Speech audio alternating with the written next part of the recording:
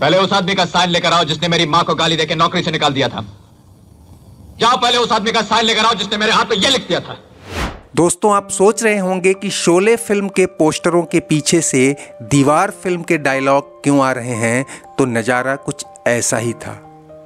15 अगस्त 1975 को शोले रिलीज होने वाली थी, लेकिन देश के कई सिनेमा घरों में फिल्म दीवार पिछले 8 महीनों से हटने का नाम नहीं ले रही थी।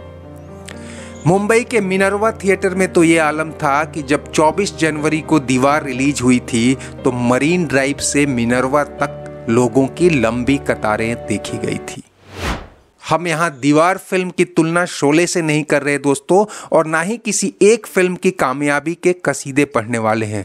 हम तो बस इतना बता रहे हैं कि 3 साल पहले आई जंजीर की सफलता के बाद से सिनेमा के पर्दे पर एक ऐसा कैरेक्टर उभरा था कि बॉबी फिल्म की रूमानियत में खोने वाले करोड़ों युवा भी इस किरदार में अपनी तकदीर ढूंढने लगे थे। आज मेरे पास बिल्डिंगें हैं, प्रॉपर्टी है, बैंक बैलेंस है, बंगला है, गाड़ी है, क्या है तुम्हारे पास?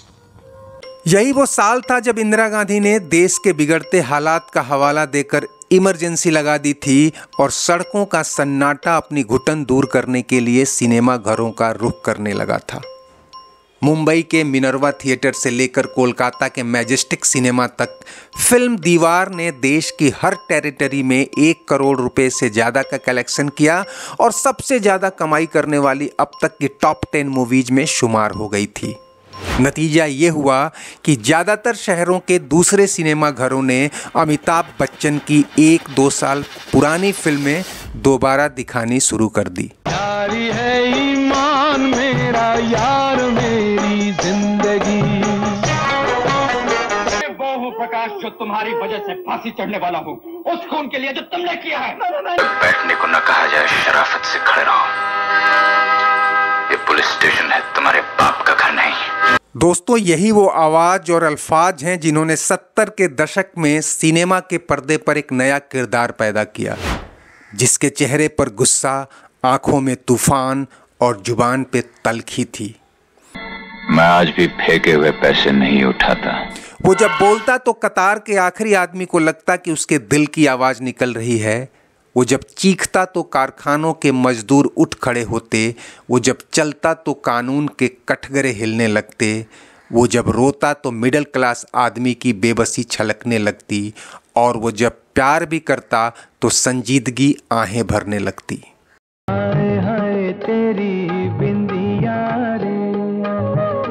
कुल मिलाकर ये ऐसा कैरेक्टर था जो न अब तक फिल्मों में दिखा था और ना ही लोग इसे देखने के आदी थे, लेकिन जब एक बार देखना शुरू किया तो हर किसी को उसमें अपना अक्स दिखाई देने लगा। उसे नाम मिला यंग्री यंग मैन। पहले उस आदमी का साइन लेकर आओ जिसने मेरी मां को गाली देकर नौकरी से निकाल दिया था। जाओ पहले उस आदमी का साइन लेकर आओ जिसने मेरे हाथ पे ये लिख दिया। तो दोस्तों, ये कहानी अमिताभ बच्चन की नहीं बल्कि यंग्री यंग मैन की है, जिसे कुछ लोग सलीम जावेद की स्क्रिप्ट से निकला किरदार समझते हैं तो कुछ प्रकाश मेहरा, यश चोपड़ा और मनमोहन देसाई का तराशा हुआ हथियार। लेकिन सच्चाई यही है कि उस यंग्री यंग मैन को किसी फिल्मकार ने पैदा नहीं किया था, बल्कि वो तो उस दौर के हालात से पैदा हुआ था। का फैसला नहीं, झूठ और फरेब का फैसला है। मैं नहीं मानता इस कानून को। Mister Rajesh, mister pleader. साल 1970 और 75 के बीच देश के हालात क्या थे, अगर आपको नहीं पता तो अपने बूढ़े बुजुर्गों से पूछ लीजिएगा, और नहीं तो हालिया इतिहास के कुछ पन्ने ही पलट लीजिए।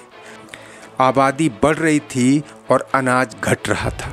महंगाई 7वें आसमान पर थी और कमाई का ठिकाना न था।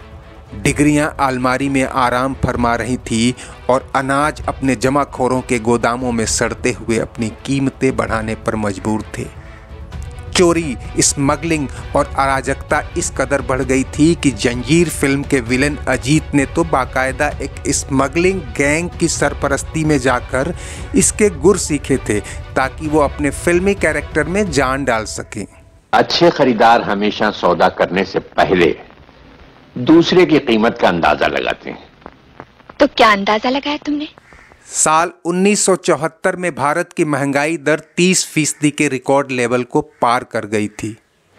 30% की महंगाई दर क्या होती है दोस्तों, ये इस बात से समझिए कि आजकल 6-7% महंगाई पर ही पब्लिक के पसीने छूटने लगते हैं और आरबीआई कमर कसने लगती है। अगर इससे भी समझ में ना आए तो गूगल में महंगाई के साथ अर्जेंटीना, वेनेजुएला, सीरिया, सूडान और कुछ नहीं तो पाकिस्तान ही सर्च करके देख लीजिए। जब भारत में भी महंगाई इस कदर बढ़ी तो वो सिनेमा के पर्दे पर भी छा गई।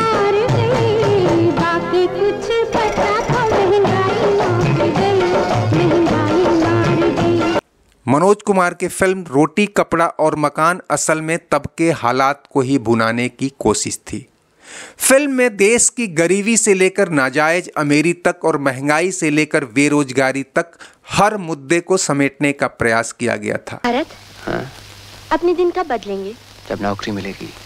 नौकरी कब मिलेगी? जब दिन बदलेंगे। जाने वो दिन कब। इस फिल्म में जमाखोरी और उसके खिलाफ सरकारी अभियानों को भी बखूबी चित्रित किया गया था।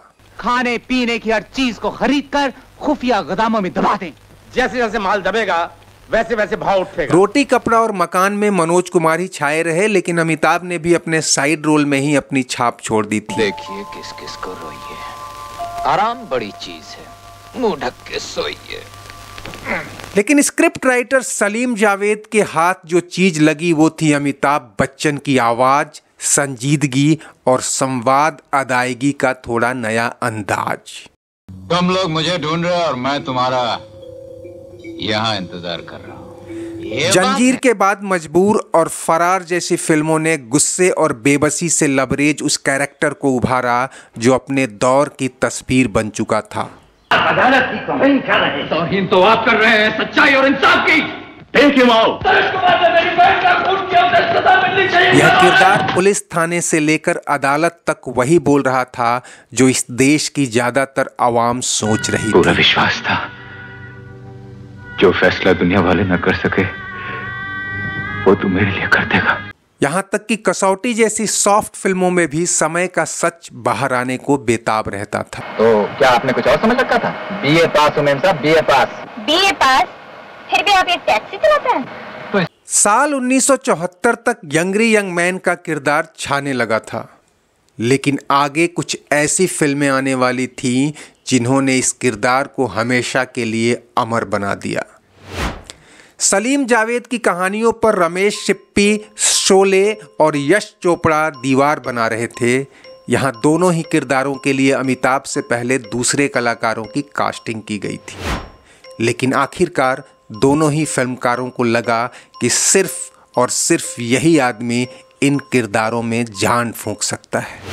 गब्बर सिंह, अपने आदमियों से कह दो कि अपनी बंदूकें फेंक दें। कहते हैं कि तब तक सलीम जावेद खुद अमिताभ को सामने रखकर कहानियां लिखने लगे थे और उनके अल्फाज अमिताभ की आवाज से जुगलबंदी करने लगे थे।